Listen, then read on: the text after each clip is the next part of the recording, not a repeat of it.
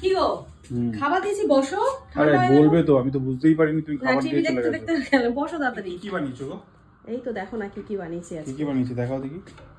আজকে রয়েছে সাদা ভাত, সাথে একটু শসা দিয়েছি, চিংড়ি মাছ দিয়ে বাঁধাকপি, তার সাথে রয়েছে মেটে আলু দিয়ে ট্যাংরা মাছ, আর রয়েছে চিকেন।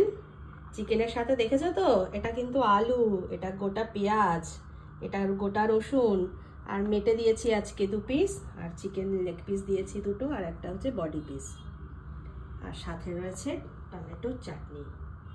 এই হচ্ছে লাঞ্চ। তো চলে আসো, ঝটপট বসে যাও। কি গো, বাঁধাকপি দিয়েই শুরু করছি তাই? হ্যাঁ একদম, বাঁধাকপি দিয়েই শুরু করো। তুমি যা পরিমাণে দিয়েছো না, তোমার আমার হয়ে যাবে, বুঝলে? ঠিক আছে, যতটা খাবে খাও না। তোমার ব্যাপার, পাতের প্রসাদ আমার, তুমি তো জানো আমি ডেলি খাই। সে তো ঠিক।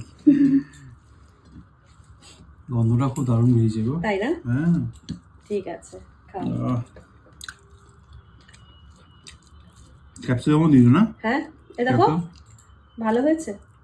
ক্যাপসিকামও দিয়েছো না? না, ক্যাপসিকাম দেইনি, টমেটো দিয়েছি, আর মটরশুঁটি, আলু আর চিংড়ি মাছ। বাহ, এরকম রান্না হলে তো জমে ক্ষীর। খাও। ও ট্যাংরা মাছ খাচ্ছে? নাও। এই সাবাস, ডিম আছে, বড়, ট্যাংরা, হ্যাঁ বড় বড় ট্যাংরা। দেখি এটা কেমন হয়েছে। হ্যাঁ দেখো তো মেটে আলুগুলো গলেছে কিনা। এই সাবাস, তো পুরো মাখন গো। তাই না? হ্যাঁ গলে গেছে, সবই গলেছে। তোমার হাত কাঁপছে নাকি গো? একটু মনে হচ্ছে না তুমি জোর দিয়ে আলু ভাঙছো, কিন্তু এমনি এমনি হচ্ছে। একটু প্রেশারের কাজকর্ম করে এসেছি ওই জন্য। হ্যাঁ, লেবু তো দিয়েছো, লোভও তো লাগে।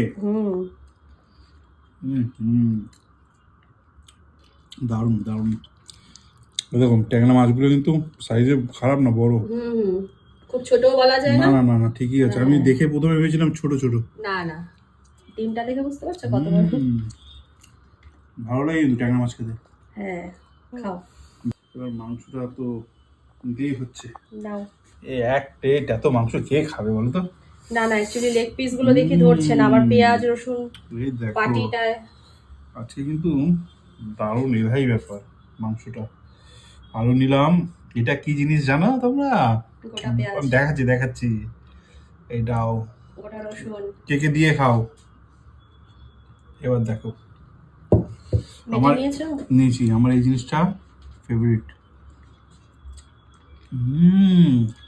সফট হয়েছে একদম দারুণ দারুণ। কাঁচা পেঁয়াজ তো খাই আমরা, কিন্তু এরকম ভাপিয়ে খেলে মজাই আলাদা। এবার রসুনটা একটু নিয়ে